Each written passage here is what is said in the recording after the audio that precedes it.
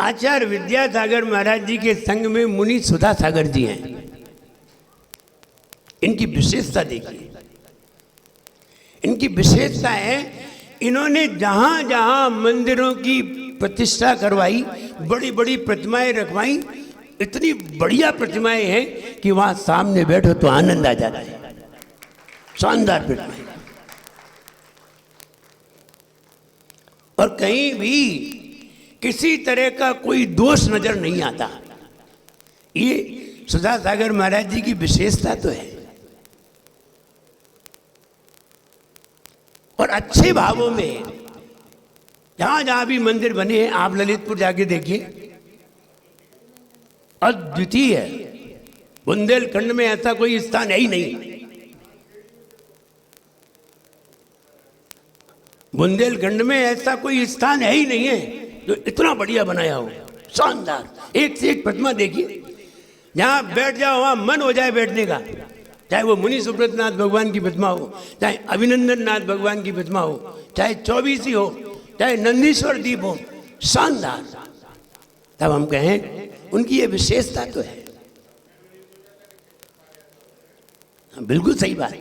पहले भी देखा था हमने 1999 में, और अब देखा, बिल्कुल नजारा ही अलग था। स्कूट शानदार प्रतिमाएं। तो हम ये कहें ये उनकी विशेषता है। और वो बताते भी हैं, जब भी कोई प्रतिमा बनाई जाए, जब भी कोई प्रतिमा बने, और वो क्या बताते, शास्त्रों में भी लिखा है, प्रतिष्ठा ग्रंथों में भी लिखा है कि प्रतिमा बहुत ही योग्य व्यक्ति के द्वारा बनवाई जाए। एक एक चीज को देख करके बनाई जाए, और इतनी सुंदर हो कि देख करके बैठने का मन हो जाए।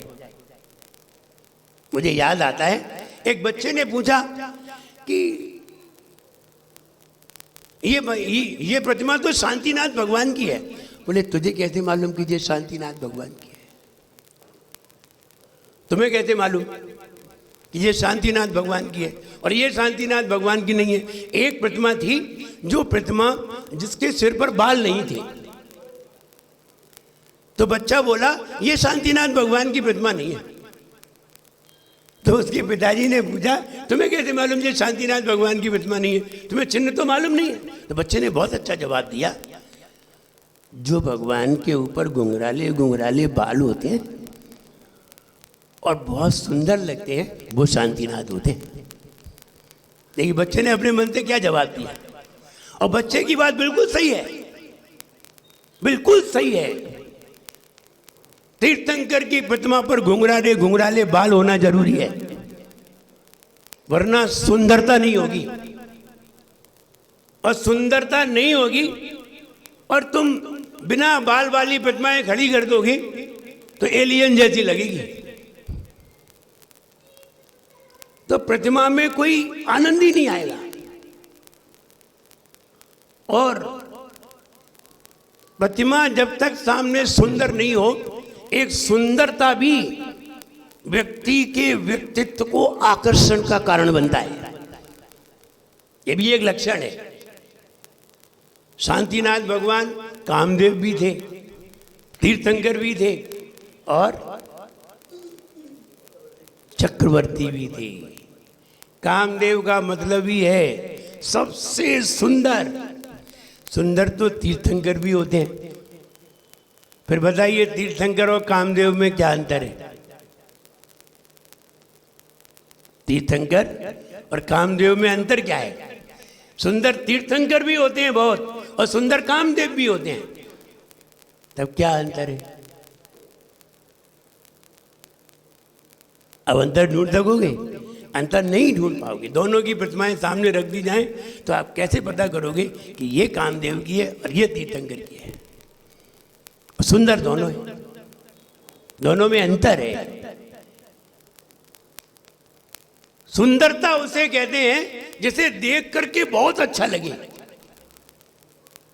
और कामदेव उसे कहते हैं जिसे देख करके उसके पीछे लग जाए। उसके पीछे लग जाए तो कामदेव, और देख करके बहुत अच्छा लगे तो सुंदरता। दोनों में बहुत अंतर है। कामदेव प्रद्युम्न कुमार, कामदेव हनुमंत, कामदेव की प्रतिमा वहां बनी है। कहां? गिरनार में, चौथी टोंक पर। विचार करिए कैसी बनाई है, उल्टी प्रतिमा बनाई है। मांगी तुंगी में, हाँ महाराज मांगी तुंगी में, मुझे ऐसा पता था। वहां भी है, गिरनार में भी, चौथी टोंक पर भी है। तो उल्टी प्रतिमा बनाई, यानी उनका मुंह दीवाल की तरफ है, दीवाल के अंदर है, और पीछे का हिस्सा दिखाई दे रहा है।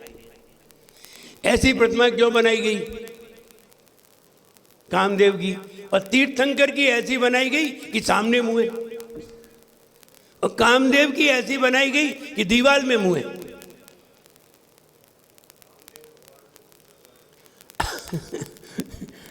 शांतिनाथ भगवान कामदेव भी थे और शांतिनाथ भगवान तीर्थंकर भी थे। देखिए चिंतन, देखिए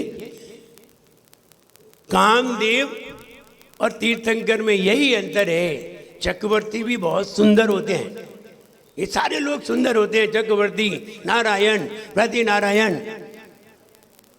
तीर्थंकर सब सुंदर होते हैं, लेकिन सब में विशेषता किसकी होती है? सबसे सुंदर कामदेव। अब कामदेव की विशेषता में क्या आ गया? विशेषता में ये आ गया, अगर तीर्थंकर को अथवा चक्रवर्ती को निकलते हुए कोई महिलाएं देखें, 10 महिलाएं देखें, तो उन्हें बहुत अच्छा लगेगा उन्हें देखकर।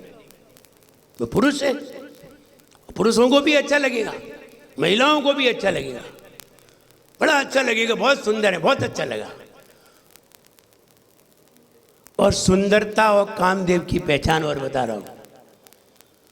अगर कोई चीज तुम्हें सुंदर दिखाई दे तो तब तक तुम उस चीज की तरफ देखते रहोगे जब तक वो तुम्हारी आंखों से ओझल ना हो जाए।